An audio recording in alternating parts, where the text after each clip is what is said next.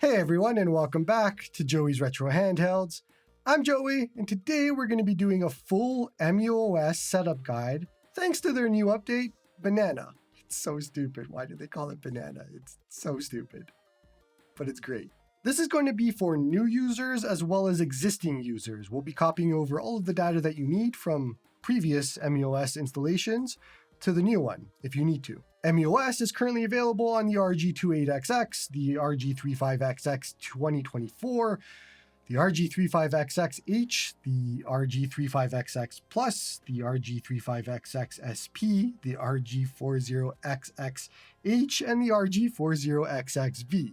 First thing you want to do is make sure that your device is fully charged, or at least close to fully charged as you can get it.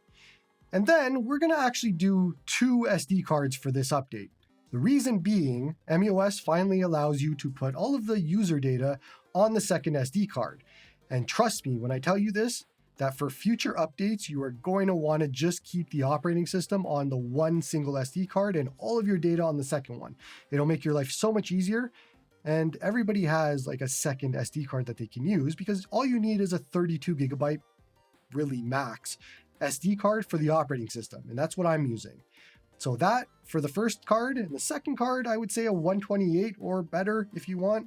128 is usually enough. You can go 256 if you want, but that should be it. 32 gigabyte card, 128 gigabyte card, and we're ready to go. If you need recommendations, everything's in the description for purchase items and all that sort of thing. Everything is branded. Don't go with any of the knockoff crap from AliExpress. We're going to go with branded SD cards and branded SD card readers here. Okay, so let's start. For those of you that are existing muOS users, let's back up all of your data. muOS has a script for this, but I don't trust it and it didn't work well when I used it. So we're going to do this the manual way. First, connect your existing muOS SD card to your PC using a branded SD card reader. And then we're going to copy your entire SD card to your PC somewhere. Once that's done, for both new users and existing, let's head to the muOS website, and we're going to download the latest release for your specific device model. When it downloads, right-click, extract all, and you should see a folder with an image inside. Now you need to open Rufus. If you don't have it installed, you can grab the portable version from their website. This program will help you flash this image to our SD card. So open Rufus and make sure that the device shown is your 32 gigabyte SD card. Choose Select and navigate to where that image file is that we just extracted, and select it. Go ahead and click Start, and when it's done, you can eject. Insert that SD card into TF1 in your device, and turn it on. Set the time zone that you're in, and if you aren't going to use Wi-Fi, just go ahead and set the time. Otherwise, for those planning on using Wi-Fi or connecting this to the internet at some point, you can ignore the time because it'll do it automatically for you. Just push B to start the setup. Wait until you see the home screen of muOS. It'll say Explore Content. This process takes about 5 to 10 minutes. Go ahead and shut down when you do. Now, while all that's going on, we can do some other things. So go ahead and connect your 128 gigabyte SD card to your PC, and then open Rufus again. Change boot selection to non-bootable, and make sure that it says exFAT for the system, and then click Start. When it's done, eject. Making sure that the device is completely off and finished whatever previous things we had going on, have the OS card in TF1, and now insert the second card into TF2, and turn it on. Head to Applications, Task Toolkit, and select Migrate to SD2. This is going to move the things that we need to the second SD card. Once that's all done, shut down again and insert your SD2 card into your PC. At this point, it might not show in Windows. Mine didn't. So if it doesn't, head to Disk Management in Windows, right-click the drive, and give it a drive letter. Now you'll see it. This next part is going to be for both new users and existing users. It'll be a mix. I'm going to have the SD card on the left, and then I'm going to have the stuff that we backed up on the right. First, for those that back things up, just copy the ROMs folder from your backup to the top level of the SD card. For new users, create the ROMs folder on the SD card and match exactly how I created it on screen. Same capitalizations and everything. And if you head inside of that, you can create your system folders. muOS is awesome because names don't actually matter. You can call your GBA folder Joey Sucks GBA, or your SNES folder Joey Sucks SNES. It actually doesn't matter. If you want some ideas, you can see my names on the right. It's very simple. And then inside of those system folders, you would put your ROMs for those systems. That is the entire structure. It is very easy to do. So move all of your stuff over, and while that's all copying, we can continue on. Head back and into the muOS folder, then BIOS, and if you had your BIOS files backed up, they're in the same spot. Just copy and paste them here. For those starting from scratch, this is where your BIOS files go. If you don't know what ROMs or BIOS files are, check the description for a video on that topic. Now, if you had artwork backed up, that would be inside of the Info Catalog folder. And you can see all of the systems, and inside is the folders for box art, preview art, text, and more. So just select all of the systems on the backed up side and paste over to get your artwork over.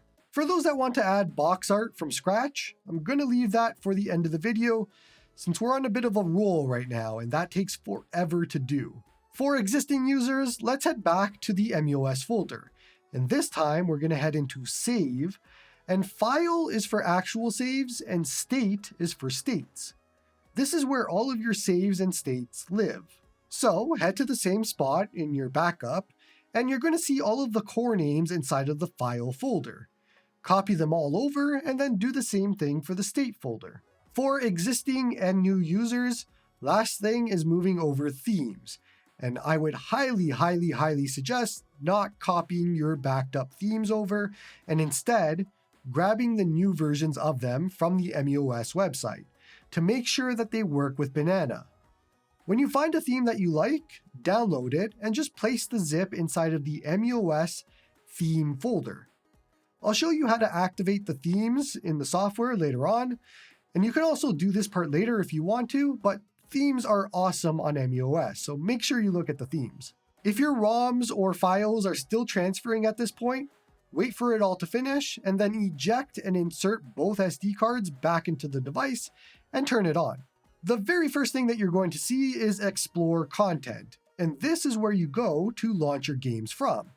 So if you head inside, you're going to see all of the system folders that we created or moved into the ROMs folder. And inside of all of that is all of your games. Super easy and simple, you can select a game and just start playing if you wanted to. If you hover over a game and push select, you can assign a core. So we are in the Game Boy folder, and if you scroll down to Game Boy, or whatever system that you're in, you'll see a list of cores that you can select from. muOS does have defaults already assigned, which is what that star is, but we can change them per game, per folder, and so on. So you can see that Gambate right now is the default for Game Boy, and that's actually what we want, so we're not going to change that. However, let's head over to GBA for Game Boy Advance, and you can see what core that folder is using. The default is set to GPSP, and personally, I actually like using MGBA, and MGBA Rumble has more features, so I'm going to use that. If you look at the bottom, we have three options. We can set it to MGBA for this specific game, which would be individual, or we can set it for the entire folder, or we can set it for the entire folder and any subfolders. Directory is 99% of the time the right choice for people, unless you only want to change the core for that specific game. Nintendo 64 is going to be a good example of that, where you'll probably be using different cores for different games. Back in the games list, and check the bottom again, and if you push Y on a game, it'll favorite it, for easy access from the home screen. History is just the history of games that we've played, and it's easy access once again. But let's head into applications, and there's a few things here that you might want. The first, Dingux Commander. This is going to suck to say. Dingux I'm going to say Dingux Commander is a file browser application, so you can make changes to files and folders if you want. Moonlight is for game streaming if you want to do that on a 4x3 screen.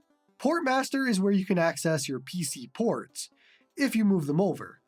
Just create a ports folder in your ROMs folder and then add your PC ports in there. PPSSPP is where you can launch the PSP emulator to change settings.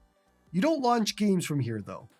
For example, you might want to enable retro achievements in PPSSPP, but to do so, you're going to need to connect a keyboard to the device. Let's head into RetroArch now and we'll change some things. In Settings, Achievements, you can log in with your retro achievements if you want to. Head back and into Settings, Saving, and there's two settings that I like here, and it's Auto Save State and Auto Load State. Auto Save State automatically saves your state when you exit a game, and Auto Load State automatically loads the state when you start a game. Your choice on if you want this. Head back and into Settings, Input, and then we'll go into Hotkeys. So the Hotkey Enable button is Menu. And so as we talk about hotkeys, remember that Menu is one key in the combination. X is to open the RetroArch menu in-game. So Menu plus X opens the menu. Exiting a game is Start. Fast forward, they have set to R1, these heathens, so we're going to change that to R2 for my own sanity. I don't use slow motion, so if you push Y, it'll remove that hotkey completely. Load state, I like to be L1. Save state, I like to be R1. D-pad left and right will change the save state slot, so we can leave that too. Show FPS is Y. That's all that you need here. I'll show the hotkeys on screen now for those that copied the changes that I did. Back out to the main RetroArch menu, Configuration File, Save Current Configuration to save all of the changes that we just made.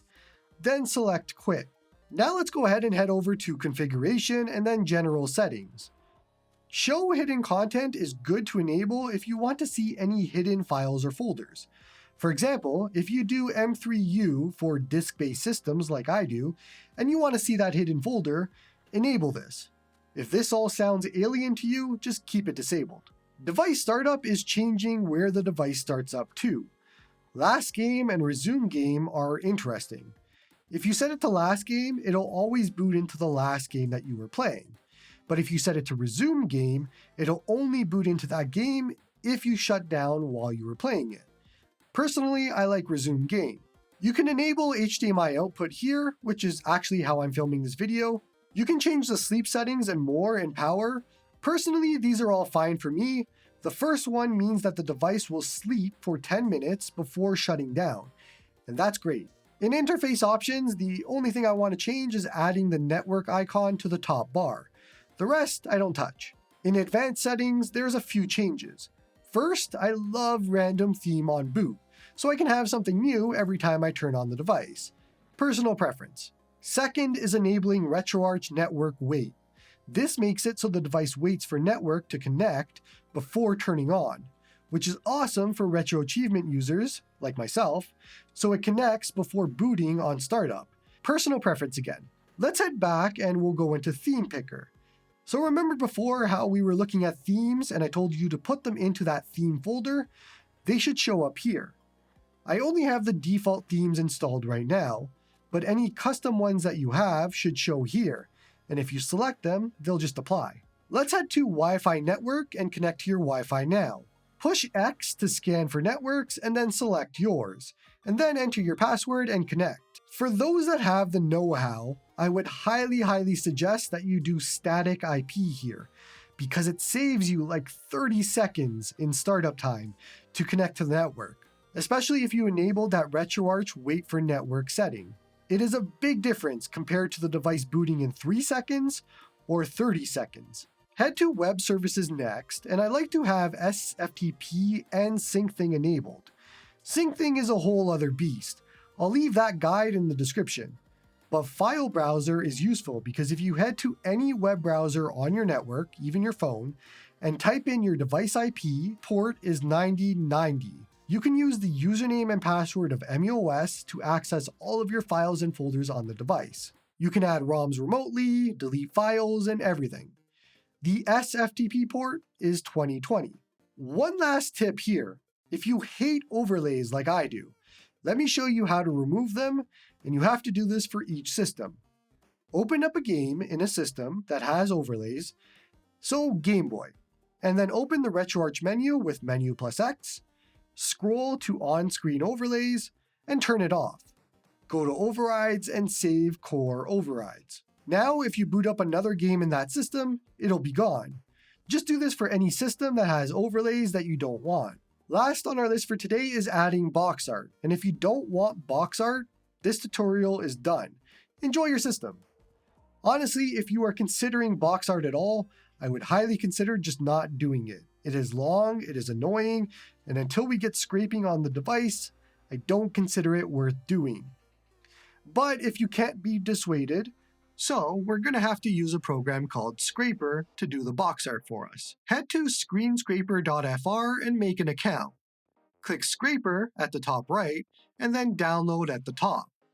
Download for your operating system. I'm using Windows. Extract the 7z file using 7zip. Open scraperui.exe and log in with your Screen Scraper credentials that you just created. Click Validate and then Next. Let it go ahead and download resources. It's going to take a very long time, but through the magic of production, it's done. Click Generic Emulation and then Next. Now it wants to know where your ROMs are. So click the folder and navigate to your SD card and the ROMs folder. You should see that it shows all of the systems here. But if it doesn't, don't worry, just click Next. Then Next again. Now if you look on the left, that is all of the system folders that it found, regardless of whether there's ROMs inside of it or not. Or maybe you don't see any system folders at all. It's definitely possible that it missed a few, especially if you named a folder Joey Sucks. So all we have to do is click the plus icon in the bottom left, click the icon for the system that you want to add, and you should see it on the left now. Now, all you have to do is change the Games ROM folder on the right to the system that's on the SD card. So just navigate to whatever that system is and select that folder. You'll have to do this for any missing systems. Shouldn't take you very long, but once you do, we can move on. Now, due to how muOS is set up, we have to scrape on a per system basis. So you can't select all systems and then scrape. We'll have to do it per system. So click a system to start with on the left, and I'm just going to choose PlayStation. Head to Game List on the right and select the box to use specific configuration. Then change it to no backup, just update existing. Now head to Media, and we're going to use a mix provided by Antic. And for that, we're going to head to his GitHub page and click the folder called Scraper Mixes. The GitHub link is in my description in case you need it. Download the box.xml and preview.xml files. Just click on each of them, and then on the right, you can click Download Raw File. Back in Scraper, change media type to User Provided Mix. Then, click the File button on the right and navigate to the box.xml file that we just downloaded.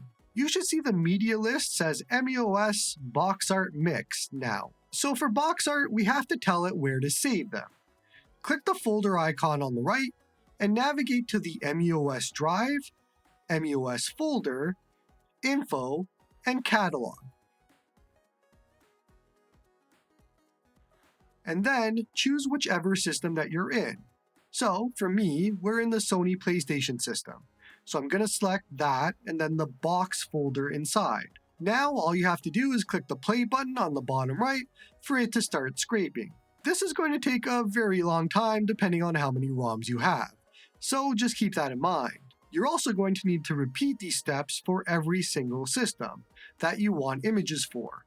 So click the system, click the game list, do the media section, and make sure the output folder is the system and box folder, and then click play each time. Once all of that's done, there's still some more. There's also preview art that we can do this for. So for that, it's all the same steps, except instead of selecting the box.xml file, we select the preview.xml file. And this time, instead of selecting the system folder box folder, we select the preview folder instead. Then just click play, and once again, you have to repeat this for every system. Once all of that's done, and years have passed, all of your systems should have box art and preview art. But we can do a bit more and add some system icons too. Once again, thanks to Antic's GitHub page for this. Just go ahead back to it and then click the System Icons Here button. Then on the right, go to Releases and download the first zip file, the retro system icon zip file. Extract that zip file. Now head inside of the system folder, and you should see a bunch of images for different systems. Now, these images go inside of the muOS drive, muOS folder, info, catalog, folder, yeah, the folder called folder, and then the box folder, and you'd put them right in there. But, we need to rename them. The image name needs to match the folder name that your ROMs are in.